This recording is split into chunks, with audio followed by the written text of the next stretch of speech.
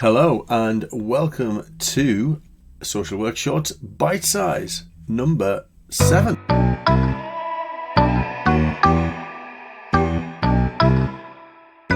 This week I thought we'd talk about strengths-based approaches, strengths-based assessment, however you want to kind of phrase it, strengths-based conversations, as it's the direction of travel.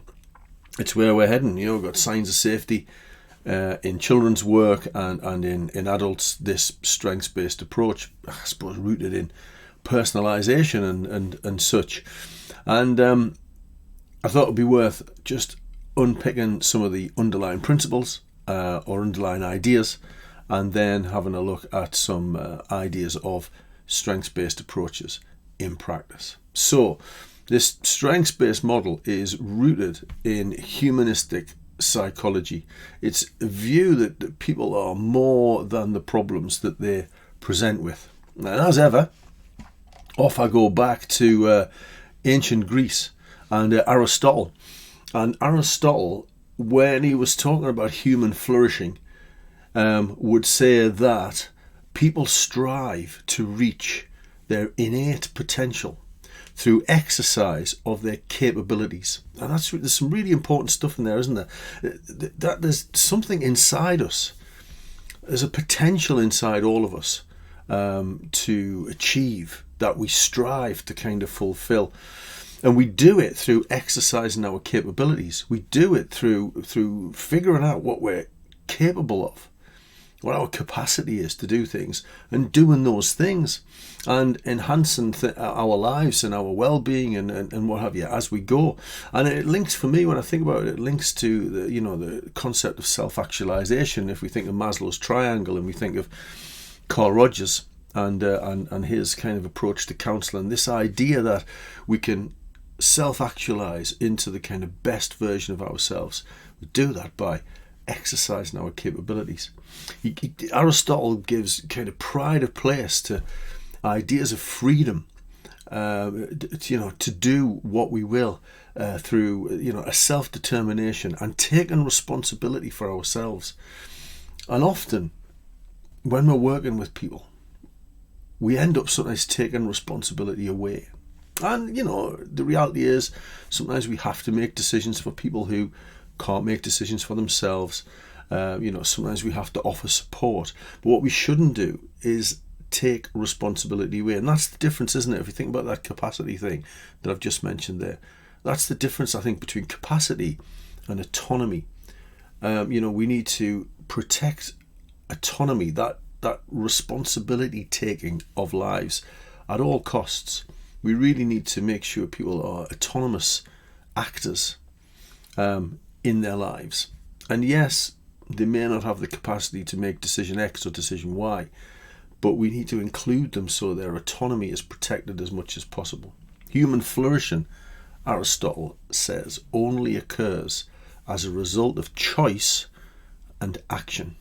So we have to make our own choices, and then we have to engage as far as is possible in taking action ourselves to take those choices forward.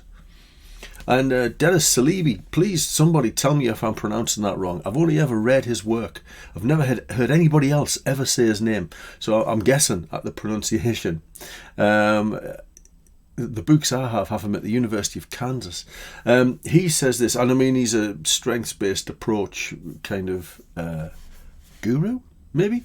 He says all humans somewhere within, drawn on Aristotle, I think, all humans somewhere within have the urge to be heroic, to transcend circumstances, to develop one's power, to overcome adversity, and to stand up and be counted. And I think that's really powerful stuff, isn't it? All humans somewhere within have an urge to be heroic. I love that. I really love that. And and overcome their situation, overcome adversity, and just be present. Be present in society. Be free agents going about their business. There's a few other people say things. Karen Healy, who's writing I really love, says it's an approach that recognises the importance of balancing the exploration of problems, because we have to do that. That's what you have to do, with a recognition of the service user's strengths and capabilities to solve the challenges. And Oko says supports an empowering approach to social work practice. And what it does is, this approach, it seeks to focus on the service user's strengths and or potential, rather than a preoccupation with their difficulties and problems. And Saleebey, if I'm pronouncing it right, again, says it mobilises clients' strengths in the service of achieving their goals and vision, and clients will have a better quality of life on their terms.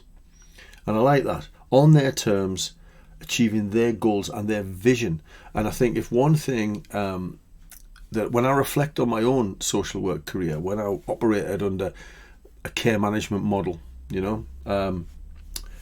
crowbarring people into services, square pegs into round holes, sometimes. This is a method of practice that is about rooting ourselves in the service users, clients, however you want to do that, the other person's vision for their own lives. So they transcend whatever it is that's going on and move to a position move to a position further towards self-actualization. And Saleebey, if I'm pronouncing it right, somebody tell me, he has this CPR model. And he says a few things, actually, before we get to that. He says a few things which are interesting and point us to interesting things. Every individual, he says, and group has strengths. And that's one of the important things not to miss, isn't it, with strengths-based approaches, is it's not just strengths in the individual, it's strengths within their families, their communities, that kind of thing. Communities in some ways have been decimated, but they're still there in maybe in different shapes. Maybe we need to look for them a bit harder. So in every individual and group, there are strengths. He also says this, which I don't know whether this is controversial, but it's interesting. Trauma, he says, trauma, abuse, illness and struggle may be challenging and may be difficult, but may also be sources of strength and opportunity. And I wonder, and I had to think about this when I read that, can I think of times when I've grown out of adversity? Obviously those things can cause immense problems for people in their lives, with their mental health, with their well-being. But can you think of a time when you've grown out of adversity? I can certainly think of times when I have. When life's been a bit tougher than it has been normally, and out of that you actually emerge different. He goes on to say that we simply don't know the upper limits of an individual's capacity to grow and change. We don't even know our own limits. The people we're working with don't know theirs. But because we don't know the limits of somebody's capacity to grow and change, then we need to take their aspirations seriously. So in doing that, we serve people best by collaborating with them and by trying to identify their resources in themselves and in their environment. So Saleebey really kind of shifts the language of how we view people, how we should view people in practice. And he says that strengths are an interaction between competence, capacity, and courage. And I've got an example from my practice here. I worked with a guy who had Parkinson's, quite advanced, and I was initially allocated his case to explore kind of daily living stuff like dressing and bathing and that kind of thing. But as we talked more, it became clear that actually what his aspiration was, if you like, and it wasn't a huge one, it wasn't a large one, but his aspiration was to meet his friends at the bowling club that he had always gone to, that he'd stopped going to because of his Parkinson's, because of some kind of embarrassment, I suppose, at how he presented. But he wanted to do that. He wanted to overcome that. And it's that thing, isn't it, that we talked about earlier, that within everyone there's this urge to be heroic. Within everyone, there's the ability or the desire to transcend circumstances. And he wanted to transcend his circumstances and get past this block that he had and get back to going to the bowling club. Now, he had Parkinson's, so his dexterity was poor. But he had the competence, the ability, if you like, to do up his shirt and get his trousers on and get dressed, that kind of thing. But in doing so, when we unpicked that a bit, it would take him like an hour to do his shirt up. He wanted to do it for himself. But the impact of doing it for himself was significant, that by the time he'd done all of this stuff, it was mid-morning and he was exhausted. So he then didn't have the capacity to go to the bowling club. He had the courage to do it, but he didn't have the capacity to do it because he was utilising the totality of his capacity was being used to get dressed. So it was like, well, why don't we have someone come in and help you get dressed?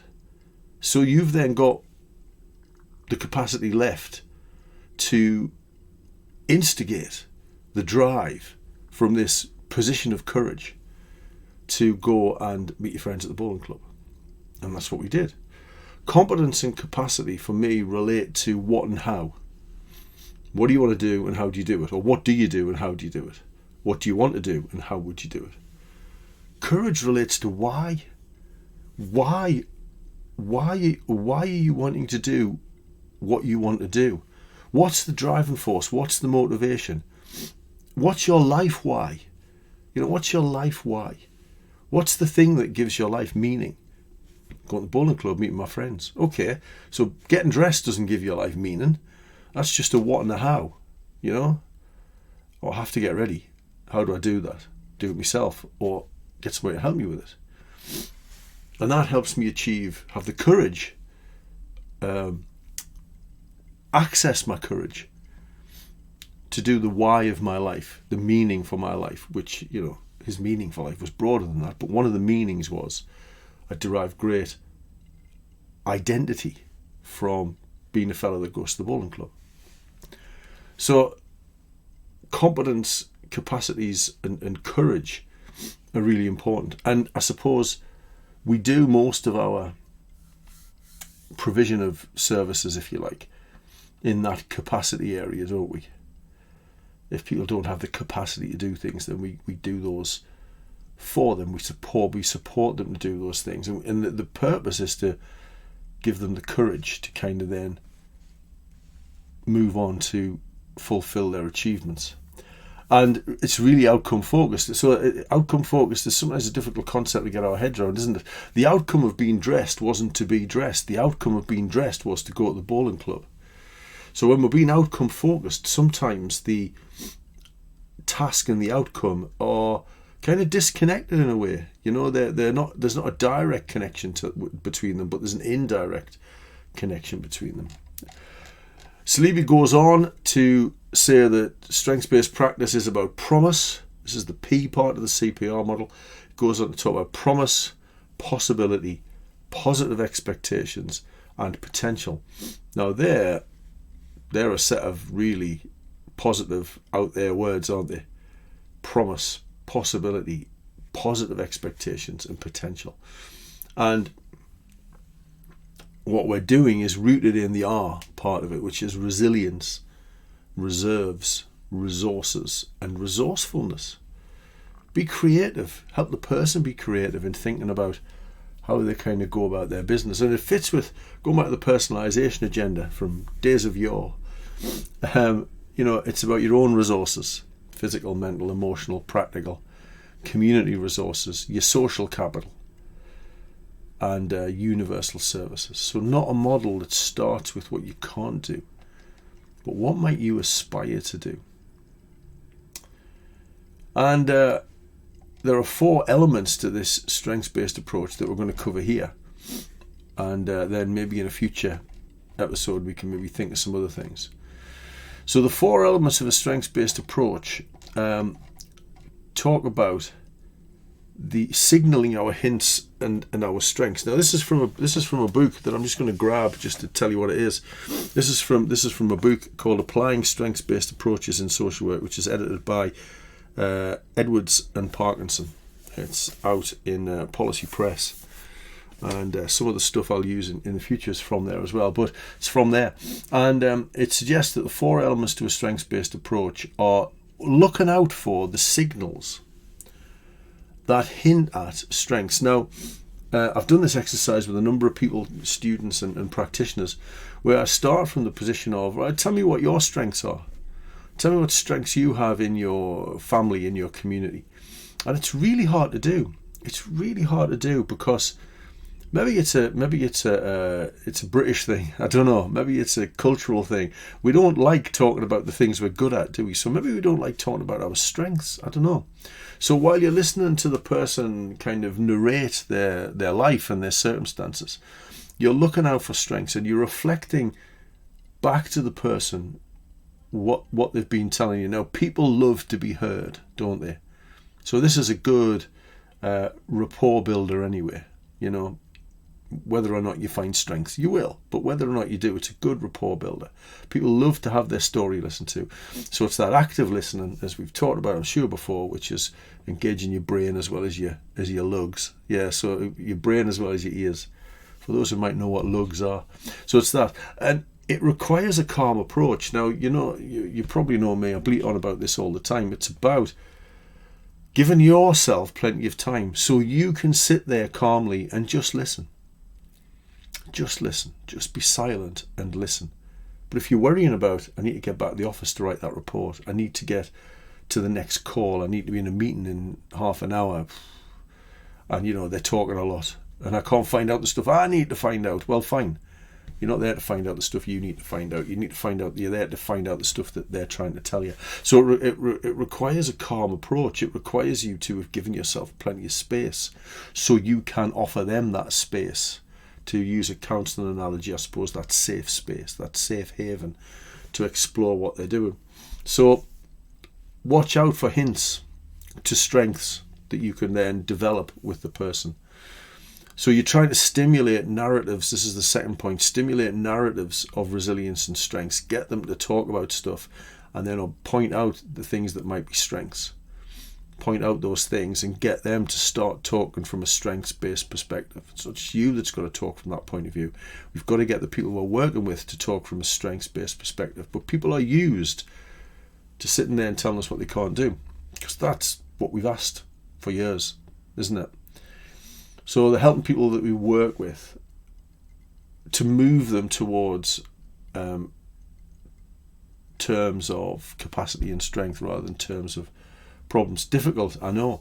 So then the third thing is using the language of strengths. Now, I know these are a bit clunky, these examples. I know they are. But it gives you a bit of an idea, and I know you wouldn't say things in this way. But like, instead of saying something like, you seem to be a bit disorganized, maybe you could say something like, well, let's explore some strategies to help you become organized. At what times do you feel the most organized? At what times do you feel that you're managing things really well? You know, instead of saying you seem to be overwhelmed by this, that's negative, isn't it? What about you're clearly juggling a lot right now? What is it that's helping you to cope with the bits that you're coping with? How have you managed stressful situations, being overwhelmed in the past? Instead of saying you seem to be being quite negative about this, what about, I appreciate that you're being honest with me, and I appreciate your ability to identify areas that maybe need some thinking about and need some improvement. Let's explore those together. Let's see how we can move towards positive change. Now, there's the thing in that sentence, okay? There's the thing. Strengths-based approaches, difficult conversations. The use of the word we is really powerful. It describes a position of support, of collaboration, cooperation. It's not just, what are you going to do? What can you do? What are we going to do to help make you safe? What are we going to do to help move this situation forward? We're in this together. So, you know, you can do that. Use the we word, really powerful language, the use of the we word. Instead of you seem to lack motivation, what are the things that inspire you to be motivated? Well, let's build on that. Let's build on those things as we try and move towards goals. Your family seems to have lots of problems. Well, what about your family seems to be unique and have a variety of strengths and resources that maybe we could draw on to do the things that we need to do. So capitalizing on strengths, and then applying what we've learned to areas of the person's life, helping them apply it to areas of their life. So watch out for hints to strengths. Stimulate narratives of resilience and strength. Use the language of strengths when you are reflecting back to people, pointing things out to people, and then capitalize on the strengths you identify. We'll pick these threads up in a future edition of Social Work Shorts Bite Size. Thanks for listening.